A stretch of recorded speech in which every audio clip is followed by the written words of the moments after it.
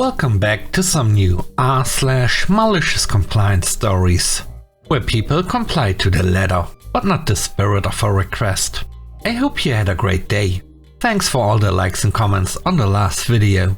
And now let's start with the first story. It's called Cursor Speed.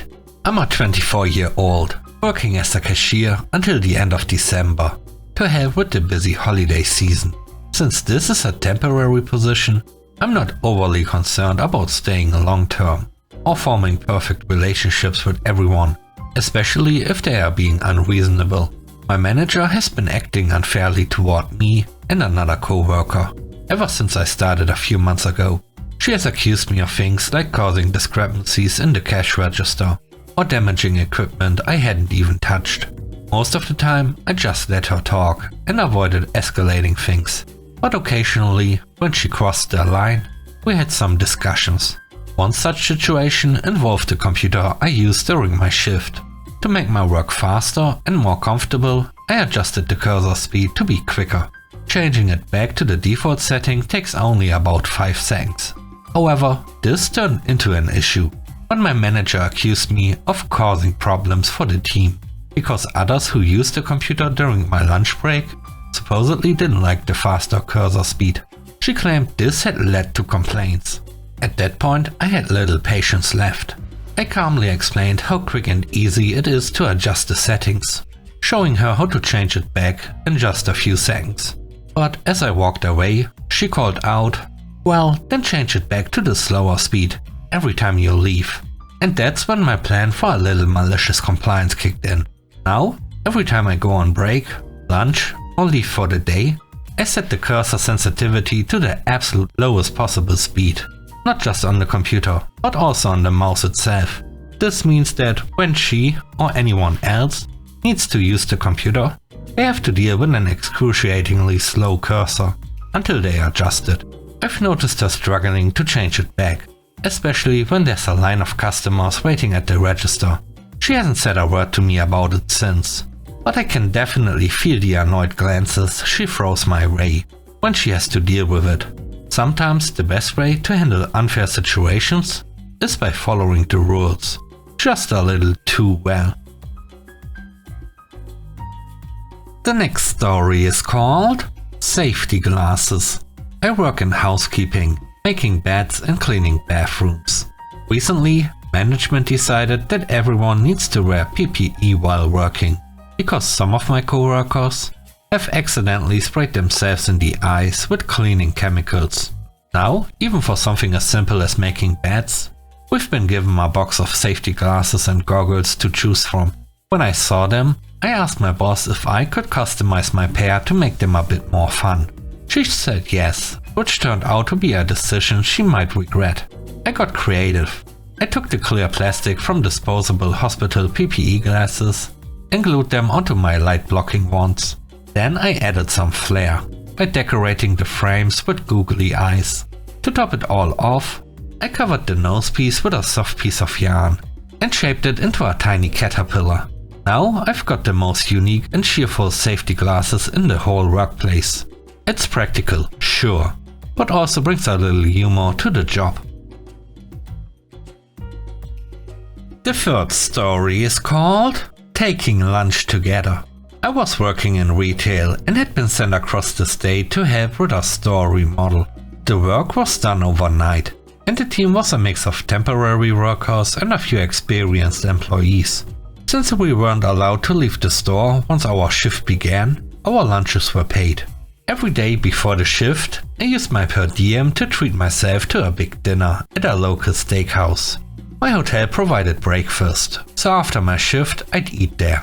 By the time lunch came around, I wasn't hungry. Instead, I found a quiet corner in the store to take a quick nap. A few days into the project, my manager decided we all needed to take lunch together in the break room and wouldn't make any exceptions. He also made it clear that we weren't allowed to wander the store unsupervised. So I decided to make the most of the situation in my own way. Every day at lunch, I'd sit directly across from him. I wouldn't eat, scroll on my phone, or read. I'd just sit there quietly and watch him eat his lunch. By the third day, he couldn't take it anymore and practically begged me to stop. He even brought in homemade food his wife had prepared and offered to share it with me. He was actually a great manager and a good guy, so I gave him a pass for the second week of the project.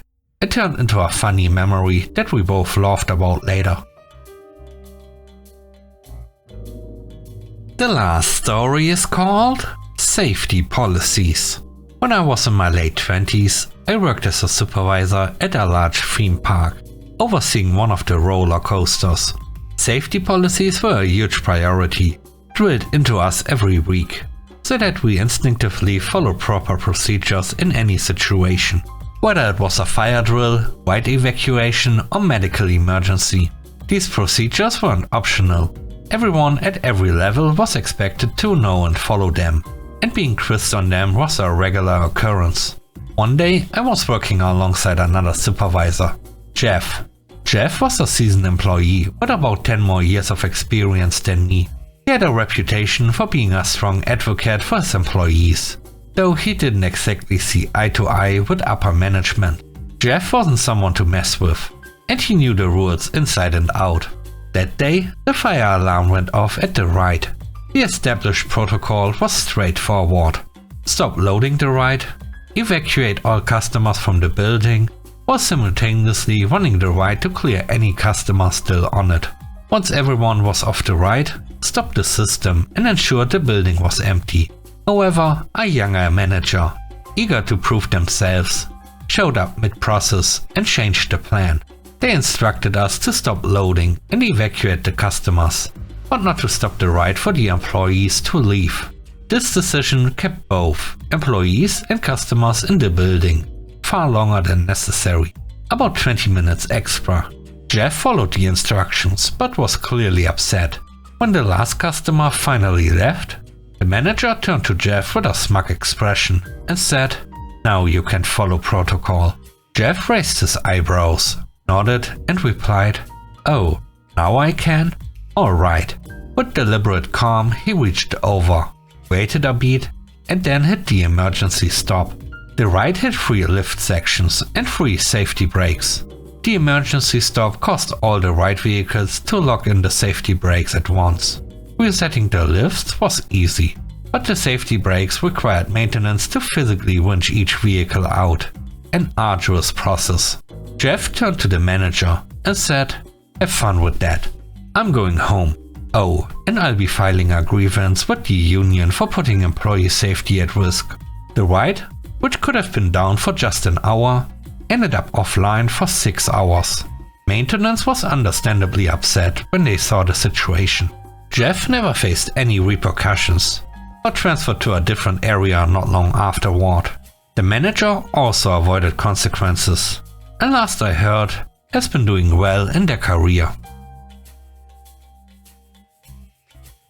Thanks for watching the video. I hope you enjoyed it. If you did, please don't forget to leave a like, comment and subscribe. And if you have time, watch another one of my videos. Also, if you want to support me further, check out the channel membership or Patreon. And now, I hope you have a great day. See you soon. Bye bye.